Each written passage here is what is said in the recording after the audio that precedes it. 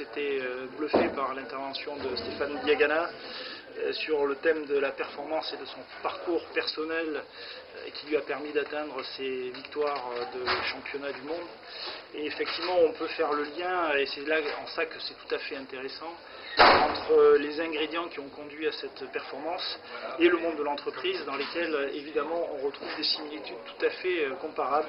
Les valeurs qu'a développées Stéphane Diagana dans son intervention sur notamment la volonté, la confiance, la capacité à faire, la capacité à tenir dans la durée sont autant de valeurs qu'il est important de travailler dans l'entreprise pour pouvoir manager, motiver ses troupes et atteindre les objectifs et atteindre la victoire en quelque sorte pour faire le lien avec la victoire sportive dans l'entreprise.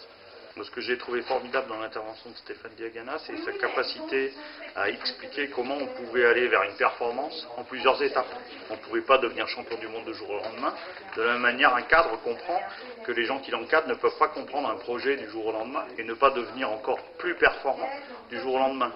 Ce que j'ai noté, c'est important, c'est partager les objectifs. Je trouve qu'il l'explique très très bien, c'est comment on peut partager le projet.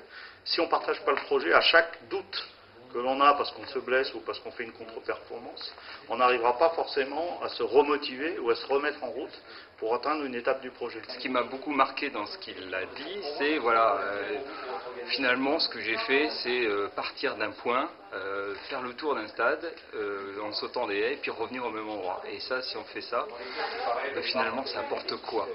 Et moi, ce que ça m'importe, c'est, je me fais la même analogie avec le boulot. On n'a pas des boulots dans lesquels on change le monde tous les jours. Par contre, ça n'empêche pas d'avoir envie, d'avoir plaisir dans ce qu'on fait. Et je crois qu'il faut avoir ça comme moteur tous les jours, de vraiment se dire ce que je vais faire, je le fais bien, je le fais dans la durée, je le fais avec les équipes qui sont autour de moi, je ne suis pas tout seul, et je le fais pour quelqu'un d'autre et pour partager cette ambition et cette envie de réussir.